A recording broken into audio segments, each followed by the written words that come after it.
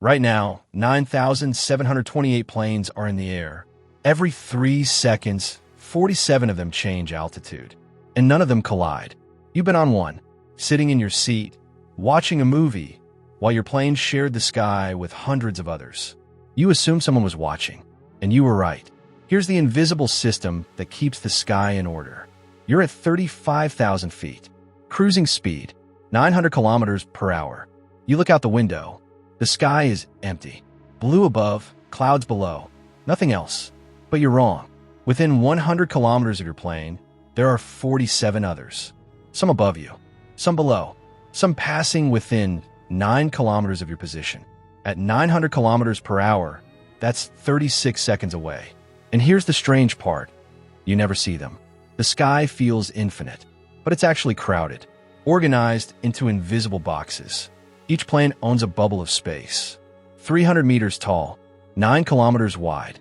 And when bubbles get too close, someone moves them. Not the pilot.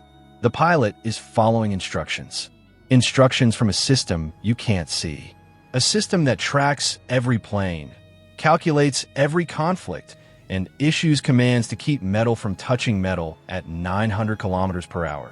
This is air traffic control, the invisible system that prevents 847 potential collisions every single day. But how do you organize 9,000 planes moving at 900 kilometers per hour across an invisible sky? Before air traffic control, pilots decided for themselves when to take off, what altitude to fly, when to descend. It was freedom, and it was chaos. In 1956, 2 planes collided over the Grand Canyon. United Flight 718 and TWA Flight 2. 128 people died. Both pilots were flying legally. Both were following the rules that existed. But there weren't enough rules. One pilot had requested a higher altitude to give passengers a better view of the canyon. Permission granted. The other pilot was already at that altitude. No one told him. The sky was uncontrolled. Visibility was good. But at 900 kilometers per hour, good visibility gives you 4 seconds to react. Not enough. Now imagine 9,000 planes in the sky. No coordination. No one watching. Each pilot making independent decisions about where to go and when. At 900 kilometers per hour, a plane covers 250 meters per second. If 2 planes are heading toward each other, closing speed is 1,800 kilometers per hour. That's 500 meters per second. You have seconds to see, react, and turn. Not minutes. Seconds. In uncontrolled airspace, collision risk is 1 in 100,000 flights. Sounds safe, but with 100,000 flights per day globally, that's 1 collision per day. Every single day. This is the problem air traffic control solves. But how do you organize chaos at 900 kilometers per hour? Air traffic control doesn't improvise. It follows rules. 3 fundamental rules. Rule 1, vertical separation.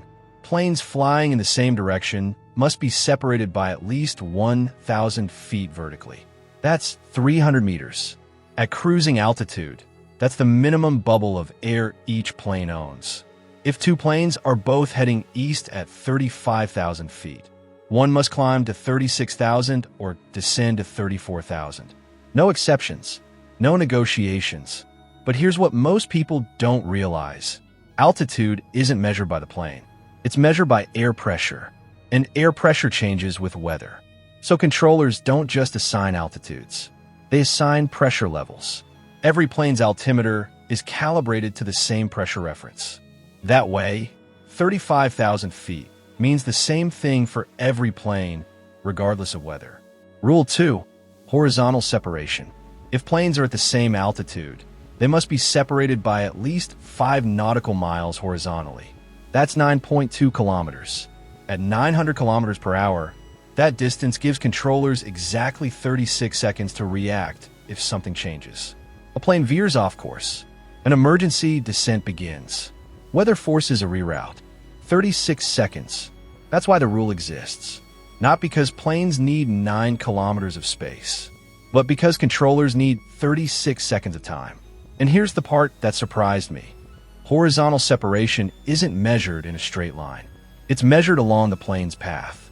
If two planes cross each other's routes at a 90-degree angle, they only need to be 3 miles apart. Why? Because they're only in conflict for 12 seconds. Not enough time for error to accumulate. Rule 3. Radar contact always. A plane cannot enter controlled airspace unless radar can see it. If radar coverage fails, planes must land at the nearest airport immediately. In 2018, a radar system in Austria went down for 47 minutes. 1,700 flights were grounded across Central Europe, not because they couldn't fly safely, but because the system couldn't see them. Without radar, controllers can't enforce the other two rules. So the rule is absolute. No radar, no flight. These 3 rules keep the sky organized. Vertical bubbles, horizontal bubbles, constant visibility. But rules are just instructions. To enforce them across 9,000 planes moving at 900 kilometers per hour, the system needs infrastructure. To enforce these rules across 9,000 planes, air traffic control needs 3 core components. Component 1, radar systems. Every 4.7 seconds, radar sweeps the sky and calculates the exact position of every plane within 250 kilometers. That's speed, altitude, heading, and rate of climb. For 9,000 planes, that's 42,000 data points updated every 4.7 seconds. But radar doesn't just see planes. It sees everything that reflects radio waves. Birds, weather, mountains. So the system filters. It ignores anything moving slower than 150 kilometers per hour or faster than 1,200 kilometers per hour. It ignores anything below 500 feet or above 60,000 feet. What's left is planes. And here's what makes it work. Planes don't just reflect radar. They answer it. Every plane has a transponder. When radar pings the plane, the transponder responds with the plane's identification, altitude, and speed. That's how controllers know it's Delta 1427 at 36,000 feet, not just an object moving at 900 kilometers per hour. Component 2, flight data systems. Every plane broadcasts its flight plan before takeoff. Destination, route, expected altitude changes, estimated time at each waypoint. The system compares what planes are supposed to do with what they're actually doing. When there's a mismatch, controllers get an alert. Not a suggestion, an alert. The plane is 3 minutes behind schedule. The plane is 200 feet below assigned altitude. The plane is 4 degrees off course. Controllers must respond within 30 seconds. Verify with the pilot. Issue a correction. Update the plan. This system processes 6,400 flight plans simultaneously. Updates every 10 seconds. If a single flight plan conflicts with another, same altitude, converging routes, the system flags it. 40 seconds before conflict. That's how much warning controllers get. 40 seconds. Component 3, voice communication. Controllers speak directly to pilots. Every instruction is verbal. Delta 1427, descend and maintain 34,000 feet. The pilot reads it back. Descending to 34,000, Delta 1427. If the readback is wrong, the controller corrects it immediately. Average exchange, 8 seconds. In a busy airspace like New York or London, a single controller manages 15 to 20 planes simultaneously. That's one instruction every 30 seconds. For 8 hours straight. No breaks, because planes don't stop moving. And here's the constraint. Only one person can talk at a time. If 2 pilots transmit simultaneously, both messages are blocked. So controllers time their instructions. They know which planes need commands, in what order, with what urgency. It's a choreographed sequence, and it happens 128,000 times per day across global airspace. All of this processes 128,000 variables per second. Your brain processes about 120 variables per second when you drive a car. But infrastructure isn't perfect. Radar fails, communication drops, and when that happens, the system has backups. Air traffic control isn't perfect. Radar systems fail. It happens about once per year per major airport. When radar goes down, 3 things happen immediately. Redundancy 1, Secondary radar. Every major airport has two radar systems, primary and secondary. If primary fails, secondary takes over in 0.3 seconds. Pilots don't even notice. Controllers see a brief flicker on their screens. Then it's back. But both systems can fail. In 2019, a power outage hit New York's control center. Both radar systems went dark. For 47 minutes, controllers had no radar coverage over one of the busiest airspaces in the world. So they switched to Redundancy 2. Redundancy 2, procedural separation. When radar fails, controllers switch to procedural separation. No radar, just radio and flight plans. Planes must be separated by 10 minutes of flying time instead of 5 miles of distance. Here's what that means. If a plane is at 35,000 feet heading east, the next plane at 35,000 feet heading east must be 10 minutes behind. At 900 kilometers per hour, that's 150 kilometers, 30 times the normal separation. Capacity drops by 60%. Delays skyrocket, but safety is maintained. In the 2019 New York outage, 1,200 flights were delayed, but there were 0 incidents. The system worked exactly as designed. Final backup, ground stop.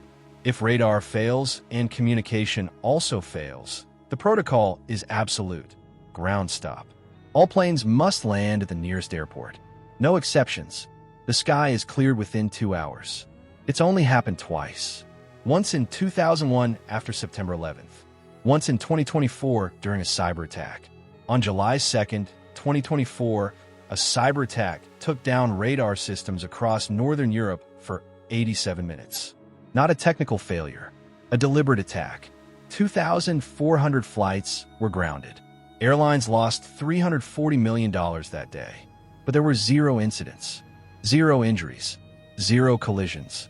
The system detected the failure, activated procedural separation, and when that proved insufficient, issued a ground stop. Planes landed. Passengers waited. The system recovered. Flights resumed. The attack exposed a vulnerability, but also proved the redundancy works. Even under attack, the system prioritized safety over efficiency.